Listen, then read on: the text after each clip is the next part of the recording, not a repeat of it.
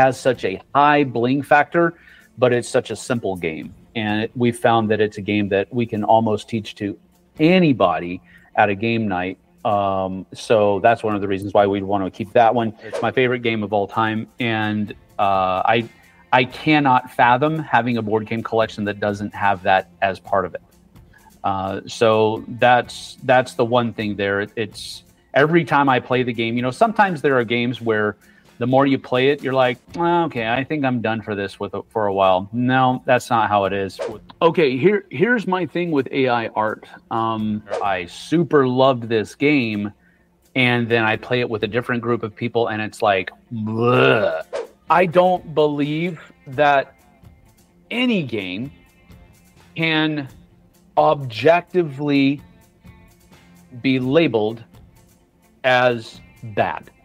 Yeah. Because I met him 1995, so I've known him since then, about 30 years. Nice. Well, in 1995, I was 8 years old. Thanks for making this gray kind of shine.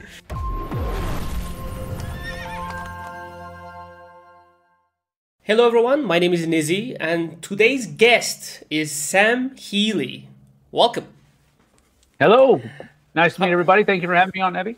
All right, how are you today? Good morning, I should say. I'm doing great.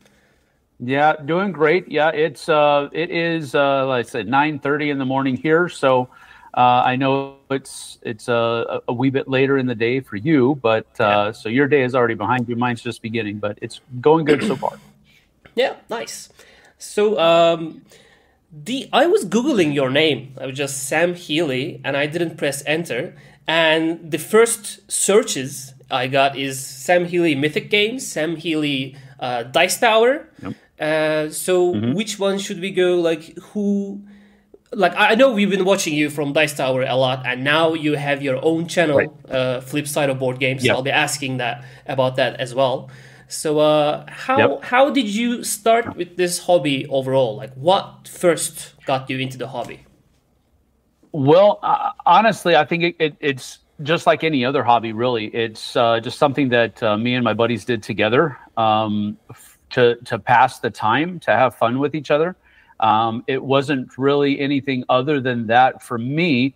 I wasn't necessarily interested in the design aspect. I know that a lot of people get drawn to the hobby because they're designing a game or they have this idea, and that really wasn't me.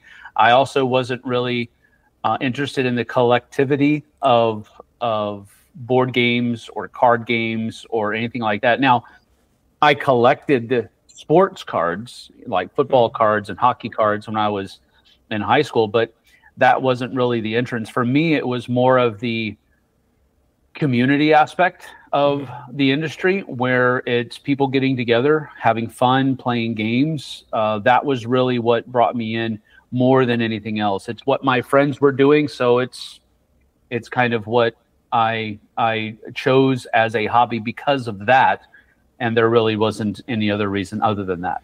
Do you remember the first modern board game that you played, like other than Monopoly, Uno, and Risk? Yeah, right. Yeah. I think the one that pretty much got me into the hobby, to provide a little bit more background, when I was a kid, I used to love building models, plastic models of airplanes, cars, you name it. I loved building models. And so I think the first modern game that, and it's weird calling it a modern game, but it is, was probably Warhammer 40K. That was probably the game that got me hooked on the larger hobby than just the game, which is because that in and of itself is a lifestyle game. You pretty much have to pour almost your entire gaming self into that in order to really do it, what with building the miniatures, painting them, constructing armies to the right points and all of that kind of stuff. There's just a lot that goes into it, much more than just opening a box, reading the rules, and having at it. So I think Warhammer 40K is probably the one that launched myself into the gaming industry as a hobby. It wasn't the only game we were playing at that time, Although my core group of friends, we really kind of gravitated around that one. But we were playing other games like the Decipher's Star Wars CCG back in the day. We also played Magic the Gathering a little bit when it first came out. My friends played Pokemon, but I never got into that. The BattleTech CCG, we played that a lot as well. And then there were the other ones that were the larger, like Samurai Swords, and a card game called Rook that we played a lot as well. But I think Warhammer 40K was the hook that really got it. Well, so at what point that this? So now I assume board gaming is not a hobby for you anymore. Like it's more like a job, maybe. Well, it's a hobby that I get to do as a job. That's the way I try to look at it. Because if I look at it the other way, where it is my job, I don't want to do my job all of the time. And so if I sit down and I'm saying, okay, I'm doing this for my job, then it takes on a different luster. I can still have fun doing it, don't get me wrong, but it's more of, it becomes part of the grind and not so much an enjoyable time at that point. So I actively try to, like, for example, we were just having the conversation the other day. Somebody asked, when you guys play games together as a family, or when you and Jess play games together, my wife, do you do it in your studio, or do you do it upstairs in a different part of the house? And I said, more often than not, we're doing it in a different part of the house, because when we play games down here, it's absolutely fine. I've got 2 tables set up, and it's a very comfortable area, and I did that on purpose, but it feels like work. This is my work room. It is not my recreation room. So I really try to differentiate between when I'm doing something for work and when I'm doing something just to have fun. It's one of the reasons why we sponsor, or host rather, a couple of different game events every month, because that's something that we do for fun. And it's not necessarily anything that's connected to the channel or anything that will really kind of push the needle in the right direction for the channel. It's just something that we want to do because we enjoy doing things in community. Yeah. Well, for me, sometimes, like, the more I play games now, I've been, designing games myself and published a few myself, and content creation on the side. And now when I play a game with my wife, and if I really like it, okay, the next time we play, should we create content for it? Always in the back of my head, I'm thinking this thing. So it takes the fun a little bit out of the board gaming. So I treat it as this one. So my point is, do you do something else completely different for a hobby, just to relax, besides board gaming? Well, I think the one thing that we try to do as a family, that's kind of totally disconnected from anything else, is we are season ticket holders for our local hockey team.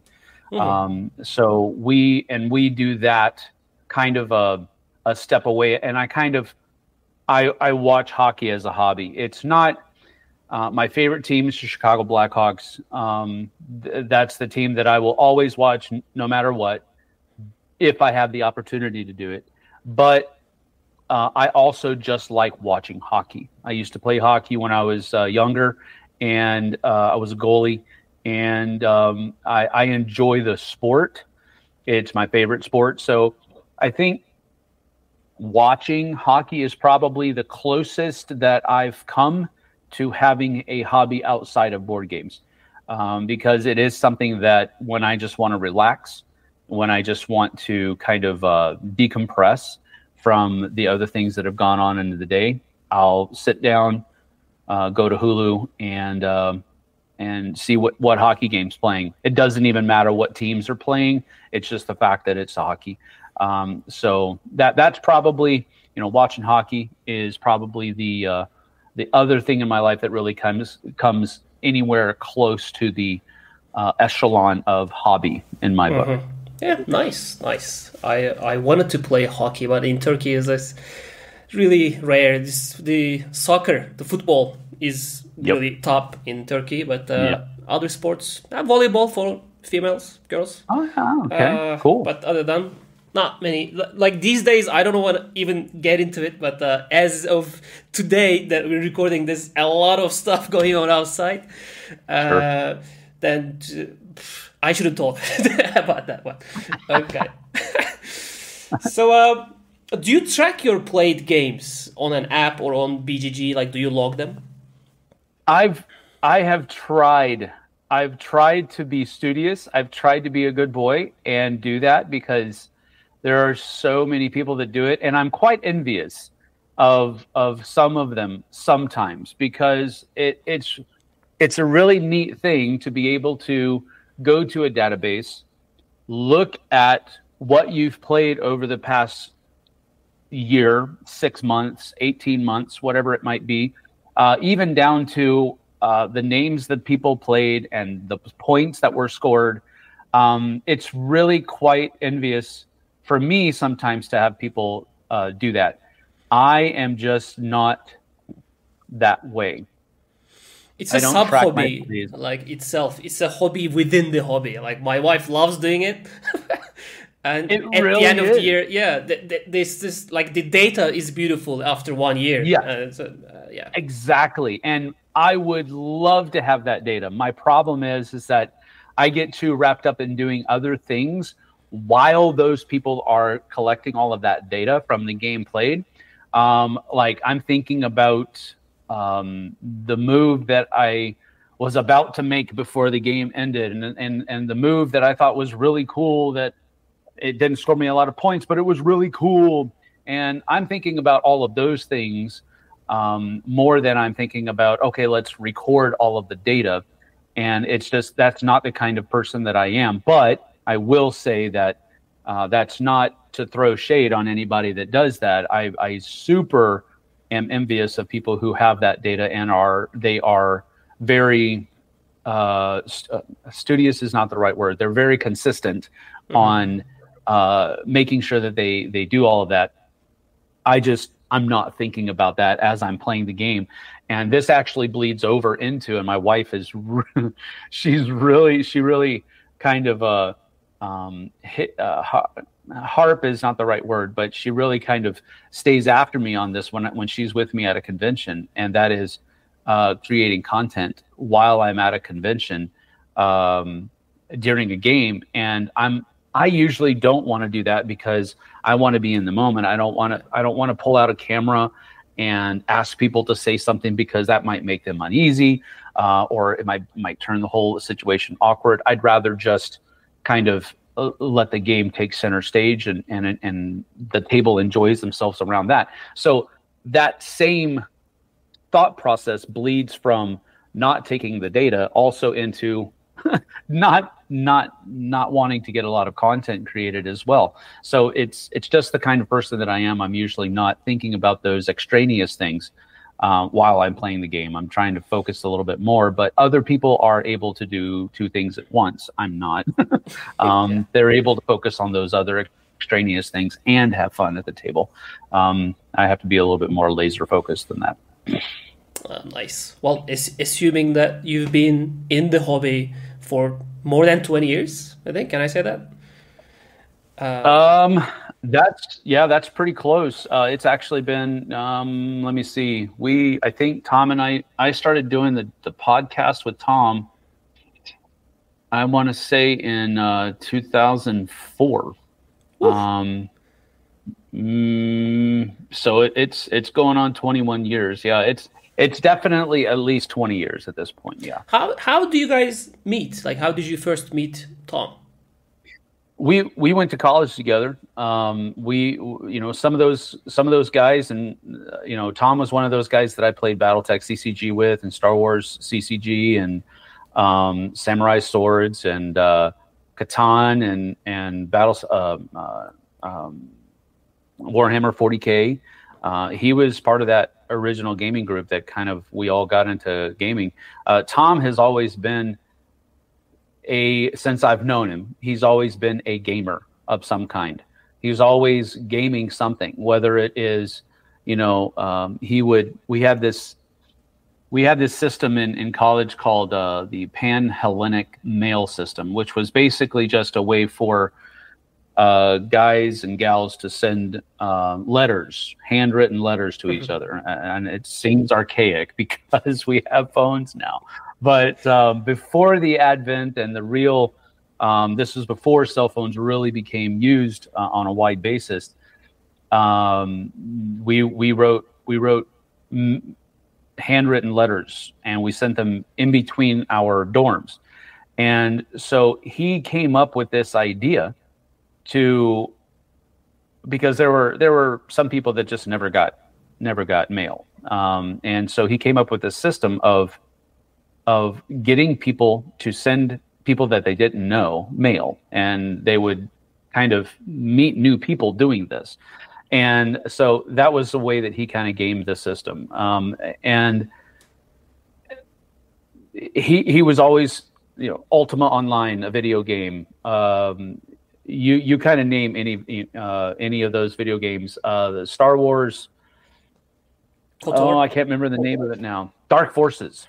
Forces. He had the best computer on the hall, and so he actually had people sign up and log into his computer. He would rent out his computer to people on the hall. So he got this entrepreneurship as well as like gaming. Exactly. Yeah, he's always had that entrepreneurial mind, whether it was talking about gaming or whatever it might be. And so a lot of the games that we got into, he was probably one of the first, if not the first, to get into it. And then he kind of sucked everybody else into it with him so that he had somebody to play. Overpower back in the day, that's just been recently revived.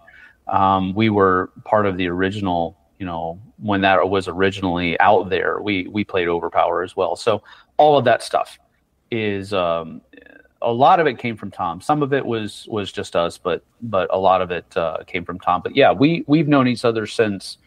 Goodness gracious. Let's see. I graduated from high school in '92, and then I was actually down in Pensacola at college in '95. So since I met him 1995. So I've known him since then, about 30 years. Nice. Well, in 1995, I was 8 years old. Thanks for making this gray kind of shine.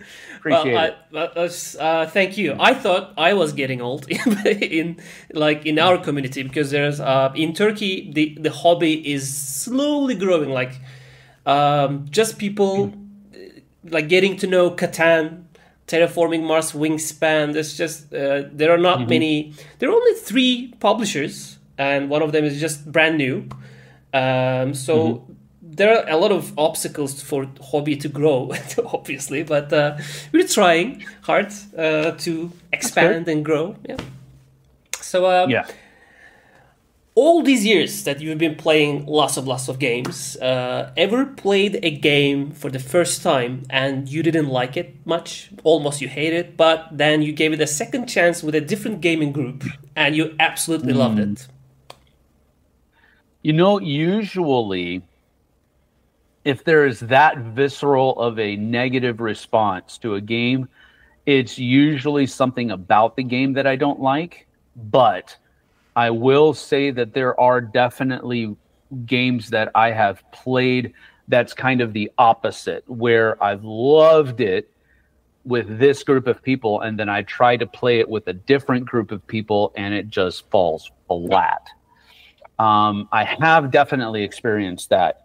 Generally speaking, if I don't like a game and it's that visceral of a response where I just hate it, usually playing that game with a different group of people isn't going to affect my dislike of it. But I have definitely felt the other way around, where I super loved this game and then I play it with a different group of people and it's like, bleh. So, but in that instance, I think it's not necessarily the game that I'm disliking. It's the dynamic of that group. And it's not even that I didn't like those people. It's just that the synergy between that group of people and that game didn't fire. whereas it did the other way around. Sheriff of Nottingham has been one of those kinds of games where, I've played that game so many times with Tom and Z and other groups of people who are not necessarily extroverts, but they know how to kind of drop that wall of a facade and just kind of lean into the theme of the game. Yeah. And we just have a blast playing Sheriff of Nottingham. And then I've definitely been on the other side of that equation where people kind of play Sheriff of Nottingham as a mechanical experience and not a thematic one. And it's just like, oh, this is boring. This is so boring. But I mean, it happens. Yeah. I don't think it's the game, though. I think it's more the group dynamic of the people you're playing the game with rather than any fault of the game itself. Well, is there when you're having an experience that you don't like the game, then do you feel that you must end the game, finish the game, or can you just casually say, okay, let's not just finish it and just stop playing halfway through? A lot of different things depend upon, there are a lot of dependents upon that kind of situation. If it's just me that's not enjoying the game, and I'm the one hosting the event, or if I'm the one teaching the game, then I will suck it up and soldier through, because especially if other people are enjoying the game. If other people are enjoying the game, then and I'm the one hosting or teaching the time, then I'll suck it up and I won't say anything. Now, if I'm sitting with a bunch of my dudes and we're playing a game and I'm hating it and they're enjoying it, I'm letting them have it. I will be very honest at how I feel about the game, because there's just a little bit of a difference there. But if I'm the one that's teaching the game and kind of other people's experience is dependent upon how I act, then I'll suck it up and just continue playing. If I see that other people aren't enjoying the game and I'm not enjoying the game, I will proffer the opportunity to just say, you guys want to keep playing? Do you want to finish the game, or are you good? You want to start something else up? I'll offer that, and then I'll let the other people choose. Rarely will I, unless it's just a dumpster fire of an experience, rarely will I step in and say, we're done playing this, let's play something else. Mm-hmm. I'll let other people make that decision, not myself. Nice. I see some games, of course, behind you. And how many of them do you have in your collection as of today? Do you have the exact number, or just the ballpark, maybe? Ballpark is probably around, I would say around 350. Maybe, between 350 and 400, probably. That's including review copies that are sitting on a table over there. I usually count those as part of my collection, because review copies are sent. They aren't sent back. Prototypes, however, that are sent, usually I have to send those on to another content creator or back to the company, since it's intellectual property at that point. But I would say it's probably in the 350 to 400 area, and it's always fluctuating because I do streams called It Belongs in a Museum. I'm going to be recording one after we get done here. Not recording one, but I'm going to be streaming one after we get done. And I usually have play a little bit of a contest, and it's a giveaway. And that's one of the ways that I call my collection. I will, if I see that there's a game that's on my shelf that I haven't played in years and I have no desire to play it again, at least in the near future, it definitely goes on that, in my mind, it goes on that figurative table of, I'm going to get rid of this whenever I get the chance.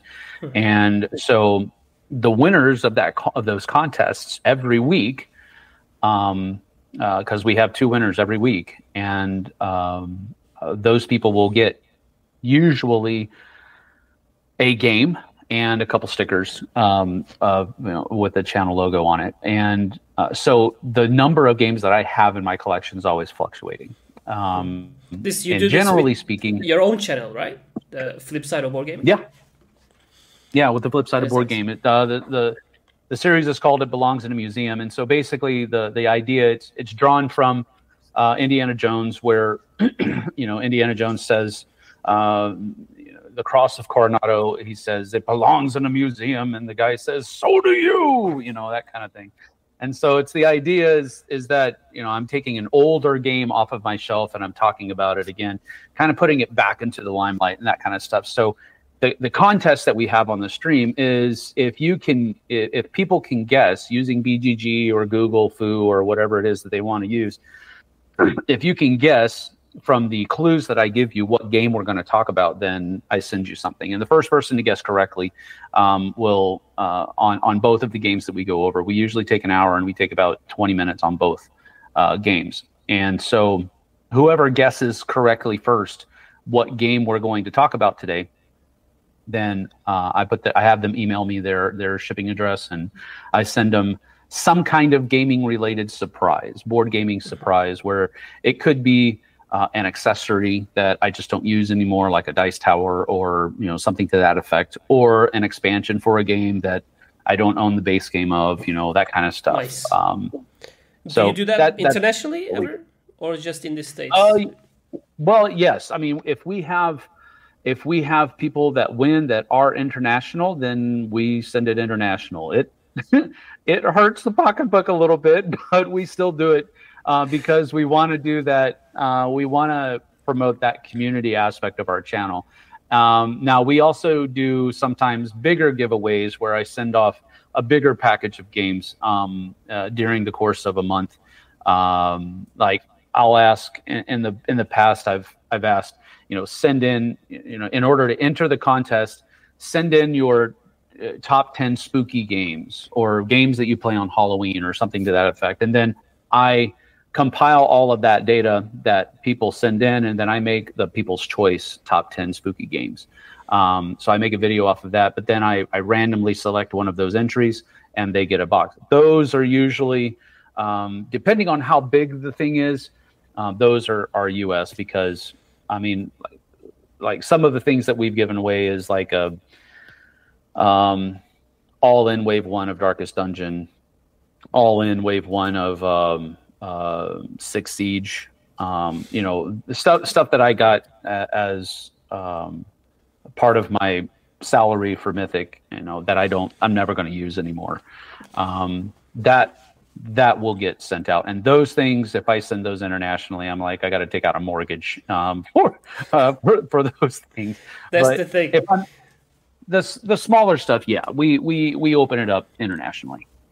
Well, we don't have that choice anymore since last year, 2024. No. Before that, we had this limit, I don't know why, like 150 euros that we were able to purchase board games, because you cannot buy newly out, like new releases in Turkey. There are like totally maybe like 50 modern board games that you can access to in Turkey.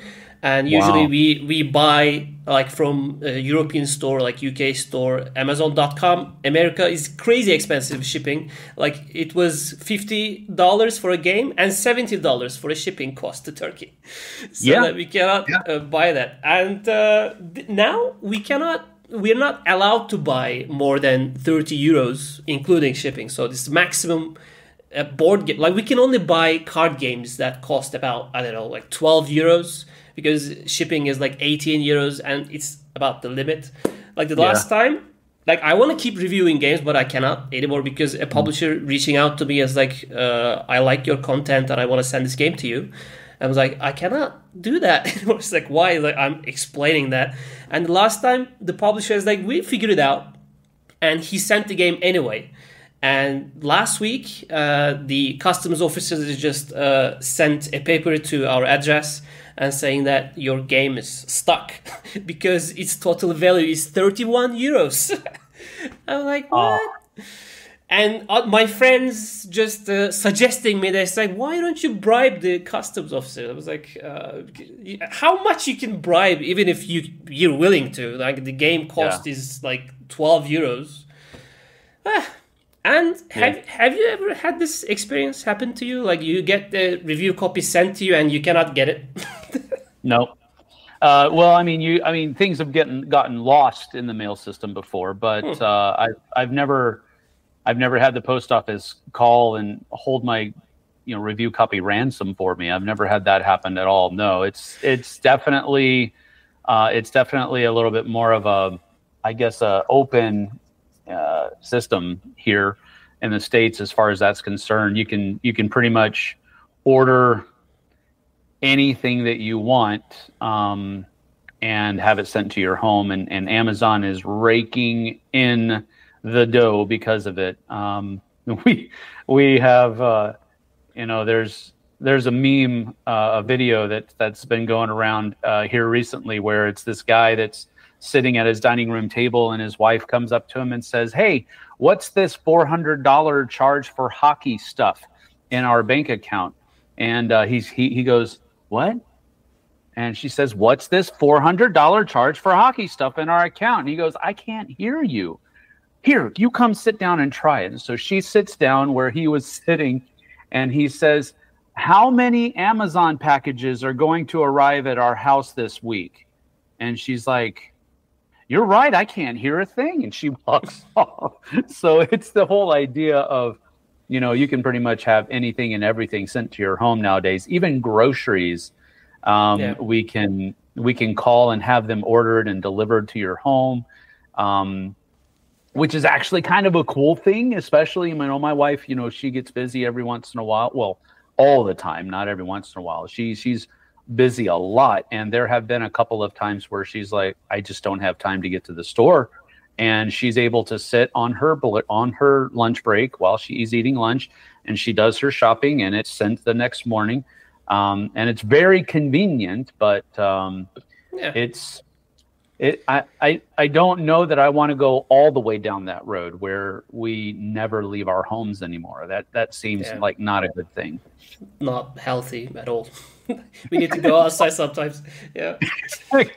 we need vitamin D. We need to get the sunshine. Definitely.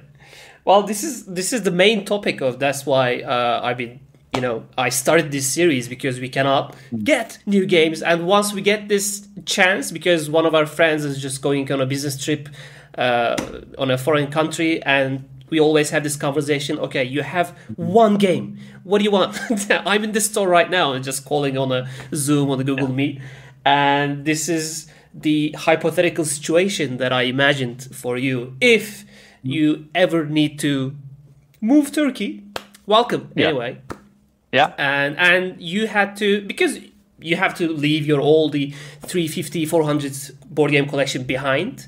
And then later, Tom is visiting you, and he's bringing 5 games that you want with him. Yep. Which 5 games did you choose, and how did you choose? Like, what did you think choosing them?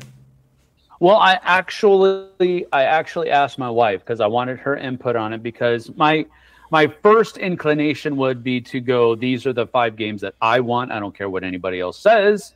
I don't care what anybody else wants. We're using them for the games that I have. I'm the gaming hobbyer, by example. So, but I asked her, and I said, what would you think? And I gave some of the games that she suggested are actually on the list, because I was like, oh yeah, our family loves playing that game, and it's not necessarily we all love playing it together. It's more like, our kids will take that game and go play by themselves, and they'll take this game and play with a couple of their friends and that kind of stuff. So the 5 that I came up with, and these are not in any particular order, but I'll go over them first, then come back to talk about them.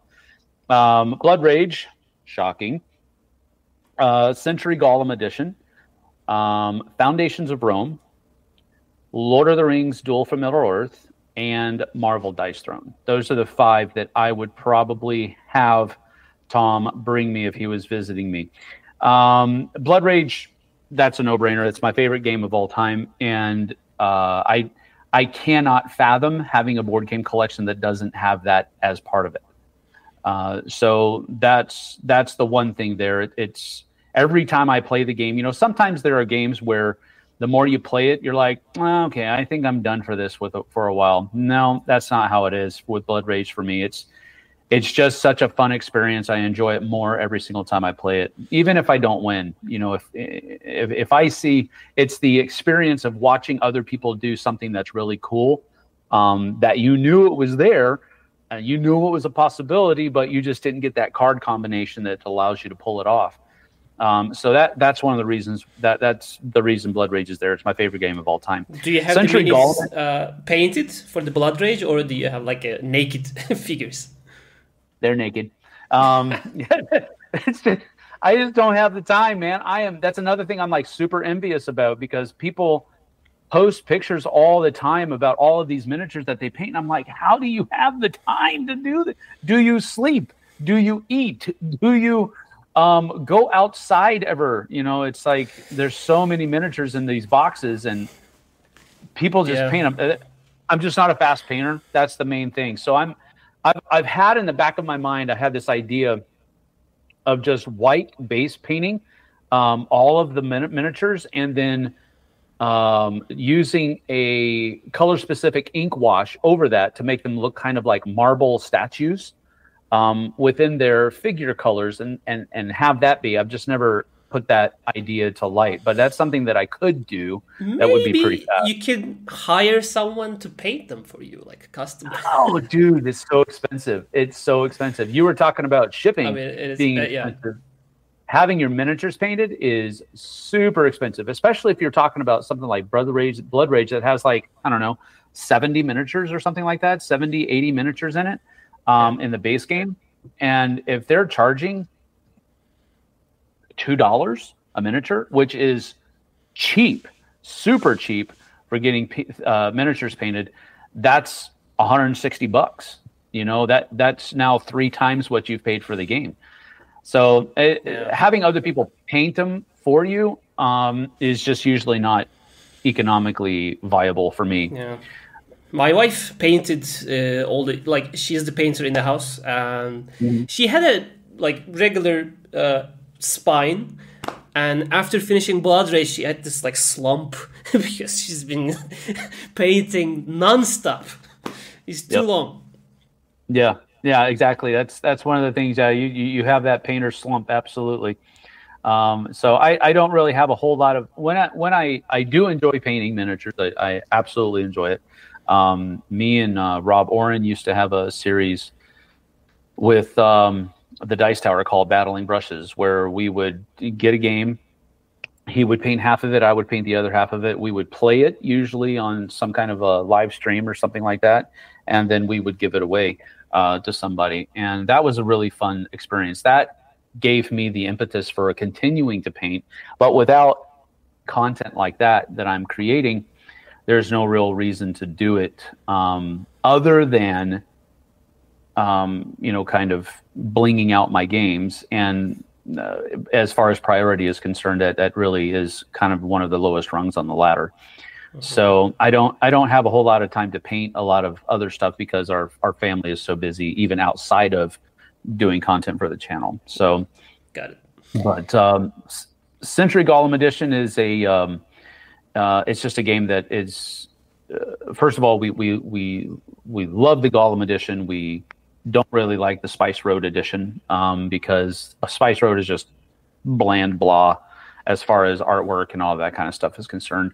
The component quality of Century Golem Edition is much higher as well, and it's a game that our kids learned pretty early on, and they've gravitated towards it over the years. It's one of those games where they will take and teach their friends how to play at a game night if their friends come to it. So that's one of the reasons why that got chosen. It's more of a family pick. Foundations of Rome is just about the Century Spice Road versus Golem Edition. So they're mechanically they're completely the same game, right? So your pick about Golem is just about the production and the artwork and aesthetics. Yep, absolutely. It's the mechanisms are all the same. You're doing the same thing. It's just that the theme means that you're doing them for a different reason. Instead of collecting and being a trader on a spice road in the middle of the Middle East, then you instead of doing that, you are trying to get of these different gems that will power these huge magical golems. If you could choose any theming about Century Spice Road or Golem Edition that doesn't exist yet, what theme would you order Emerson to design for you? That's funny. I like Dwarves and Vikings. Those are two themes that I really enjoy. Usually, if a game has either of those, I'm automatically interested. I don't know that I'm going to absolutely like it until I play it, but I'm interested in the game if it has a Viking theme or a Dwarf theme. So either one of those, if Emerson could tackle either one of those, that would be cool. Well, I'm taking a note to myself: make a game about dwarf Vikings. So there's just both. That's right, Viking dwarves. Yes, that's correct. That would be cool. Yeah, noted. Foundations of Rome. I'll just hit these other two. Foundations of Rome is just a great game. We found that we love the fact that Foundations of Rome has such a high bling factor, but it's such a simple game. And we found that it's a game that we can almost teach to anybody at a game night. So that's one of the reasons why we'd want to keep that one. Lord of the Rings Duel for Middle-earth is my new favorite two-player game of choice. I love Lord of the Rings. And the Seven Wonders Duel engine that it is running on is just an amazing engine. I've always loved Seven Wonders as a game. I wasn't so taken with Seven Wonders Duel because I wanted to just play Seven Wonders after playing Seven Wonders Duel. But the Lord of the Rings theme and the differences that it brings to the table just really make it shine. So that's why we kept it just as a two-player game. And then also another two-player game, the Marvel Dice Throne, is another one that the kids will just take and play. And it's one that my wife and I enjoy together as well. So we just really enjoy the compartmentality of dice rolling. And you can have, the paladin go against Thor, or you can have the vampire go against whatever else. You can just take any of the champions and pit them against each other, and it really do the same thing with the Unmatched series. It's the same. You absolutely can. Yeah, but, you absolutely can. It's just a little bit more because you don't have to worry about a board with Marvel Dice Throne. With Unmatched, you have to use one of the boards that one of the characters comes with. Then you have to have all of the stuff for the different characters. So it's a little bit harder to piece all of those things together. You can do it, yes. It's just a little bit more difficult. With Marvel Dice Throne, here's your character, here's my character, boom, let's go. But with Unmatched, there's a few more pieces to the puzzle that have to be put together. About the Foundations of Rome, did you try Foundations of Metropolis? I think it was like a retail version, like a cheaper version of the original game. Yes, that's exactly what it is. It's just so I haven't tried it because I don't think there are any mechanical differences at all. It is just a retail production quality version of Foundations of Rome. So I haven't, because one of the things that I really enjoy about Foundations of Rome is the aesthetic value of it. All of these different huge miniatures and buildings and that kind of thing. But that's not to say that I think Foundations of Metropolis is a substandard game. I think it's still going to be a very fun game. It's just the bling factor won't be there. Got it. Okay, then the final question before more questions down the line. So Tom is visiting you, and he's just going through the customs with these 5 games in his luggage, and the customs officer suddenly saying that in Turkish, saying that what are these? You're not allowed to bring them in. And this is just based on the real story, by the way. Like, this happened to one of my friends. And just because the customs officer is a gamer himself, he allows one game only to, okay, you can take this one with you, pick one. So which one would it be? Personally, it would I'm going to give you 2 branches. Personally, I would choose Blood Rage. because it's my favorite game. But not your wife's favorite game. Not my wife's favorite game. She does play it. She can play it. She knows how to play it. She can be very good at it. But it's not her favorite game. She is much more enjoying of lighter games than Blood Rage. But so taking that into effect, I'm probably going to go with Marvel Dice Throne. It is probably going to be the winner because it's the game that I'll probably play more often with my family than I would Blood Rage. Blood Rage would be much more of a personal, let's say, selfish pick, whereas I think Marvel Dice Throne will probably get played more often in our families. So that's probably the one I would have him pick. If we compare those two games, the play count, how many times did you play Blood Rage and Dice Throne? Like, which one did you play more up until now? Oh, Blood Rage is definitely. I've definitely played Blood Rage more than I have Marvel Dice Throne. But I think if you take all of the times that my kids and my wife have played Marvel Dice Throne while I was playing something else, it's probably pretty comparable to the number of plays that each game has gotten within our household. It's probably comparable, pretty even, with the differentiating factor being that the kids and my wife are probably going to be more willing to play Marvel Dice Throne than they are Blood Rage. Mm-hmm. Nice. As a professional, since you're in the hobby for a really long time, the hobby is growing, obviously, but yes. Shipping costs and taxes, import fees also growing. Do you think the print and play hobby of board gaming is going to rise more so people can access the games and they print or just build them at home and play? Do you think there's a rise going on, especially after COVID? Maybe just did that. Lots of Kickstarters doing that. What do you think about this? Have you ever printed and played a game yourself? I don't know. You didn't have time. No, I haven't. I haven't printed. Well, it's not necessarily a time factor. I just because I'm an aesthetic gamer, and because I never had the opportunity to I've until recently I've never owned a 3D printer. I've never really been good at building things either. So my buddy JT just upgraded his 3D printer, and he sold me his old one. And it's sitting over there in the corner gathering dust because I don't know how to use it yet. And he just hasn't had the time to stop by and kind of give me a crash course.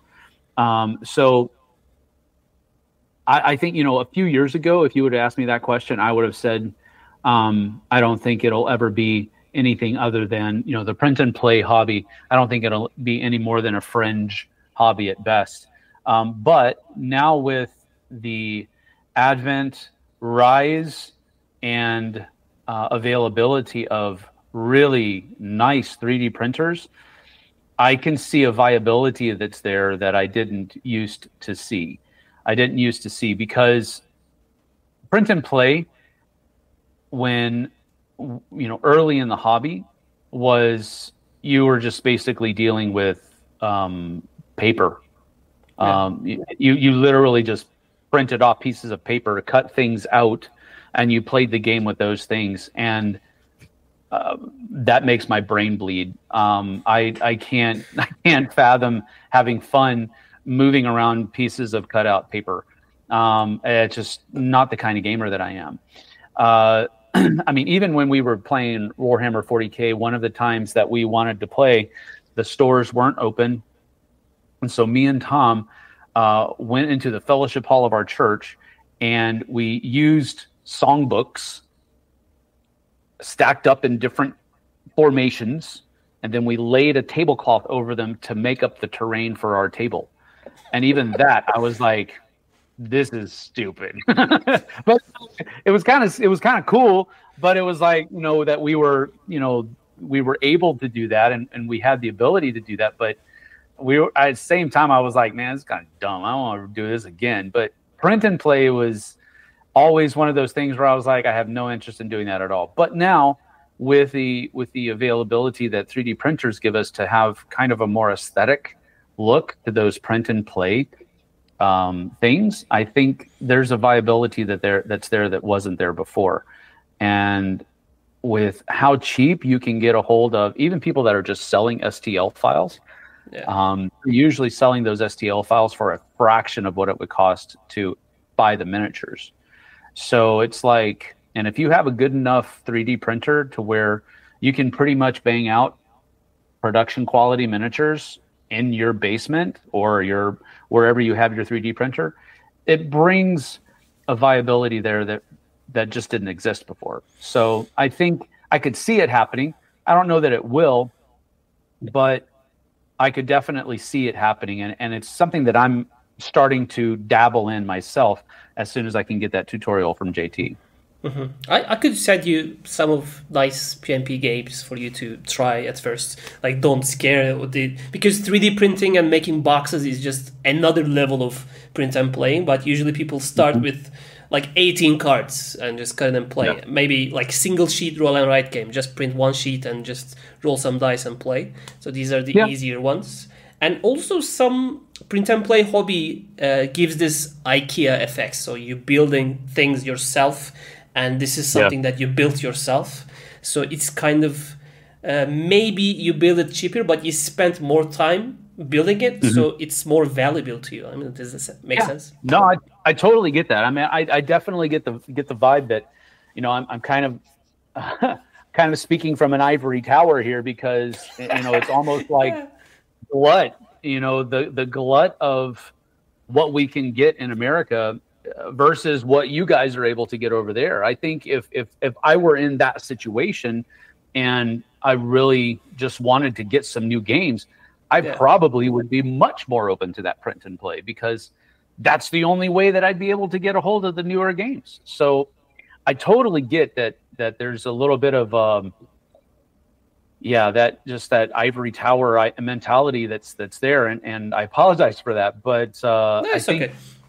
Yeah, no, I think, just having you explain the idea that you're working within that barrier of your customs department just kind of doing some strange stuff. And if I were in that situation, I probably would be more open to print and play games and having those offered as on Kickstarters and whatnot, just so that I could avail myself of those games. Otherwise, I probably wouldn't be able to. Yep.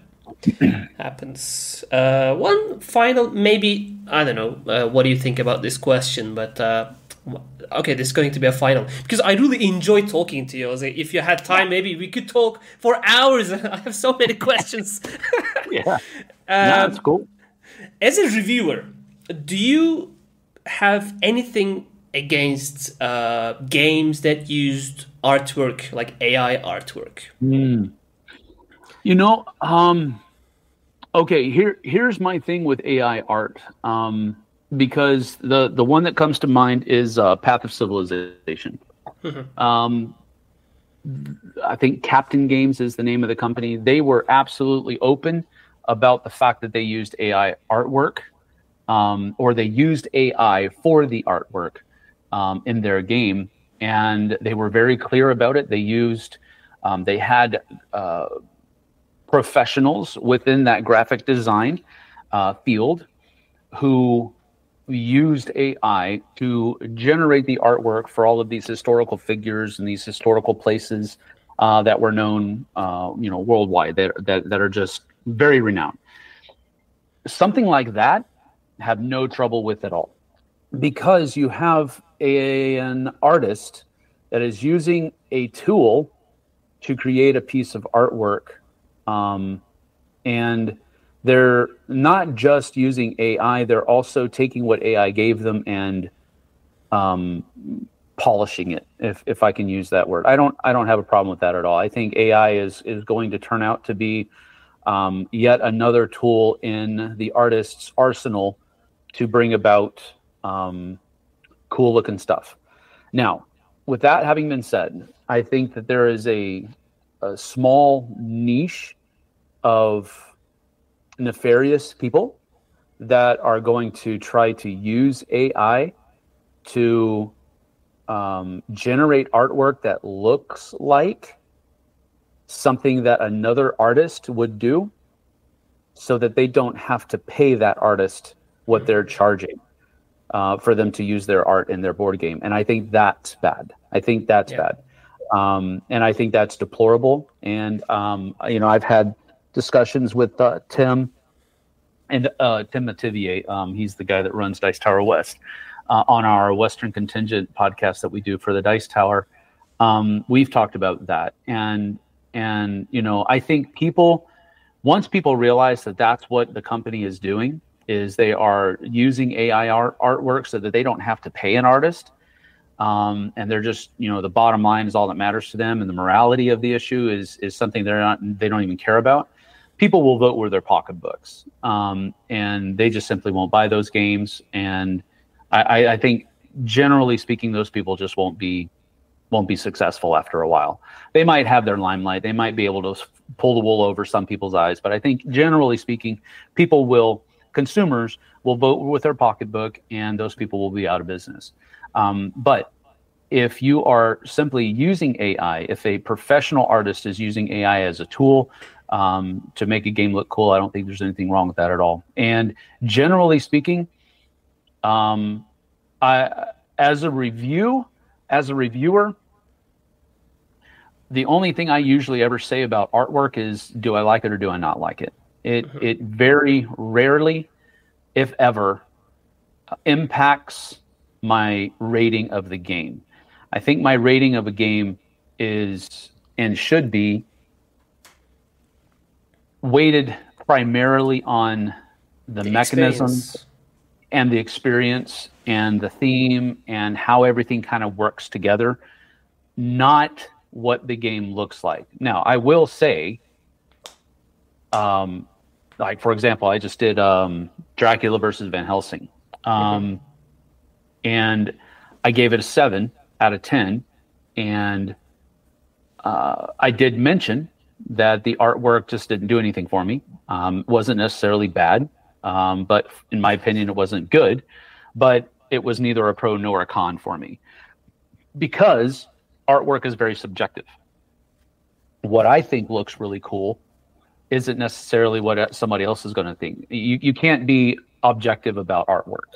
Now, you can say that certain types of art are bad for that kind of art, and you have to be kind of fully in that world in order to make that kind of determination. Me, as a hobby gamer, I can't say that artwork is bad artwork objectively because I'm not an artist. But I can say I didn't like it. It wasn't for me. But I don't usually use artwork as a determining factor on how highly or lowly I rate a game. It's usually based more upon the experience, the mechanisms employed, and other things that are, how easy was the rule book, how difficult was the rule book, was it easy to teach, was it hard to teach, those kinds of things. Because I think that's more what the consumer's concerned with.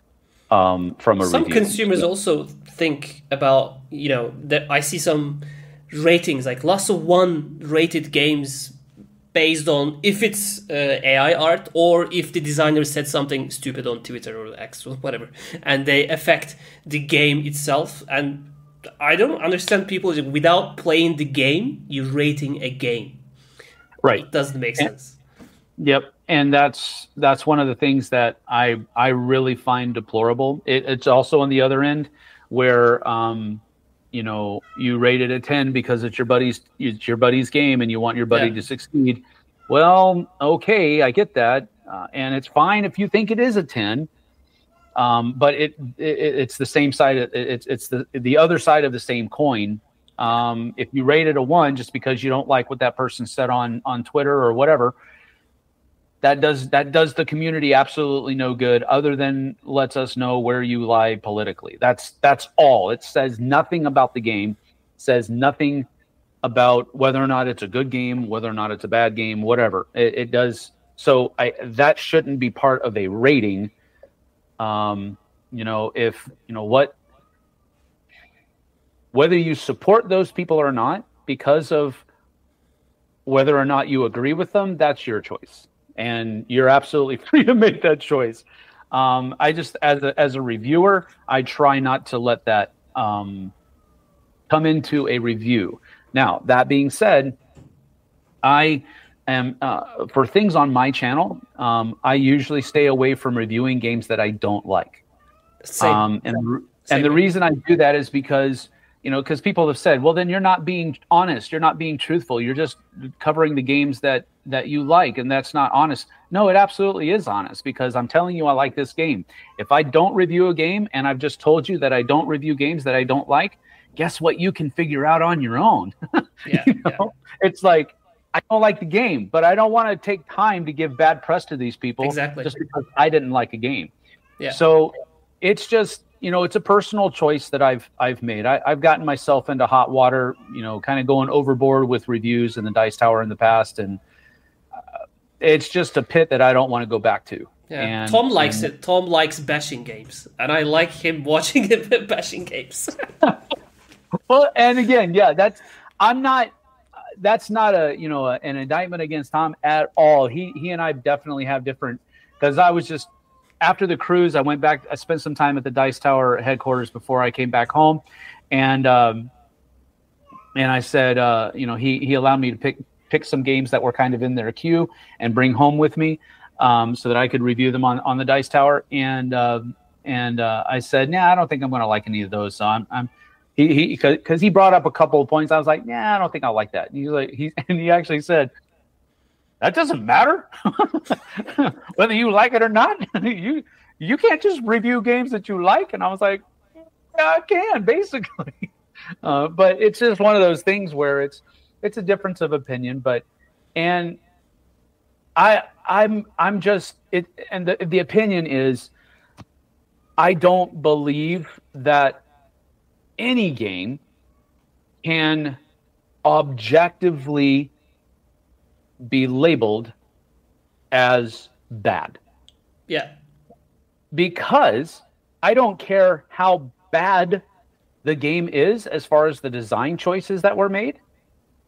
That doesn't mean somebody isn't going to like it.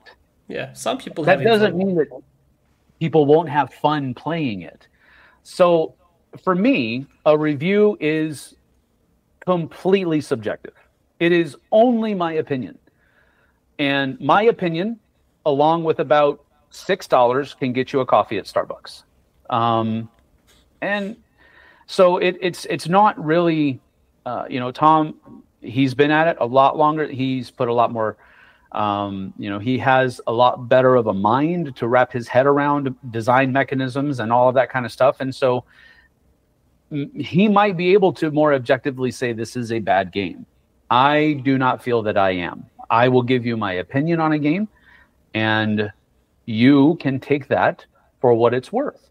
You can because one of the things that I think is most valuable for what content creators you watch and which ones you don't is if you find content creators that your likes and dislikes align with their likes and dislikes, their reviews are much more valuable to you than other people's. Yeah. Because if they like something and your likes align with theirs more often than not, that means that you're probably going to like it. If they don't like it, or if they don't cover it because they don't like it, that tells you something as well. So I guess I'm just a little bit more, I fall very squarely on the side that I believe reviews are subjective, not objective. Sure. Like on our channel, like I've been announcing this everywhere with my own audience that I will never spend my time and energy to make a bad review or play a game that I don't like. And people just asking me other videos, other comments, like, are you going to play Munchkin, blah, blah. I was like, no. And they will know that I don't like Munchkin. Exactly. Right. You don't have to, I mean, if I was to review Munchkin, anybody that comes to that review knows what I'm about to say. And generally speaking, you can pretty much know for a fact, anybody that knows me, anybody that knows what I've liked and disliked in the past and what I currently like and dislike, there are certain games that if I review them, they're definitely expecting a negative review. And That's just not what I'm Munchkin, about anymore. for some reason, Munchkin is the most sold game in Turkey. Young Well, people love it. yeah. Well, I yeah. don't get it at all. Yeah, absolutely. I don't understand it at all either, because it's a good seller over here as well. But I mean, there's a lot of games that sell well, like Cards Against Humanity. I Mm-hmm. don't. I have no desire whatsoever to play that game. None. It's like zero, negative zero. And but it sells like hotcakes, and it's just the way it is, you know. And but again, that's just kind of the same idea. Just because I say it's not good, or I say that I don't like it, that doesn't mean that you or anybody else is going to or should not like it, you know. Yeah. Nice. All right.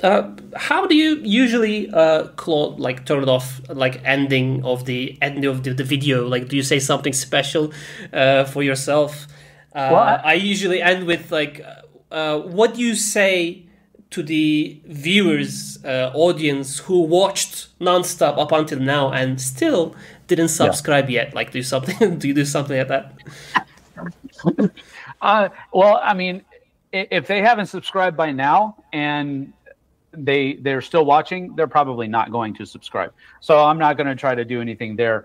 The name of my channel actually came from my ending line when I was with the Dice Tower. I used to always say, "We'll see you guys and gals on the flip side," and that's how I used to end my entire thing. And it stems from records, the vinyl records, and you know, you would have a second side, and so on the front side they would say something to the effect of "See you on the flip side," which meant that now I need to flip the record over and continue listening. And that's the whole thing, you know. It's time to flip the record, and we'll see you on the flip side. So see you next time. You know, that's pretty much it. Maybe I'll start a channel saying that downside of board games. It's just all negative. Maybe not. Let's think about that name a little bit more. All right. Do you have anything else to say to the viewers or not? I just want to say thank you for having me on. Thank you for giving me the opportunity to talk to you. It's been a great time. If you ever want to do it again, just let me know. I love collaborating with other content creators. Logistically, it proves a little bit difficult when you try to talk schedules and that kind of stuff. But I love doing it. So thank you for giving me the opportunity to share my thoughts and experiences with those of you guys over there in Turkey. And it's a great thing. So if you want to come check me out, if you've never checked it out, you just go to YouTube with the flip side of board games. FobG is the I'm probably going to change that in the near future. That was an idea that I had early on, but it's flip side of board games. Sam Healey 6, I think, is my handle over there. And then we also have Facebook and Instagram as well. You can probably find us pretty simply over there. But usually we try to point everybody to the YouTube channel. So we'll be happy to have you. We do lives almost every day, except for Sundays. And then we also do some other recorded content, edited content as well. So we just try to have a good time and enjoy the community. Yeah, nice. Same here. Well, thank you for joining. It was a really lovely conversation. And if you ever visit Turkey, especially, we have a great summer in Turkey, and we can play Blood Rage with painted figures together. Oh, yes. That's awesome. All right. Talk to you later, I guess. Keep in touch. Bye-bye. All right. Absolutely. We'll talk to you later.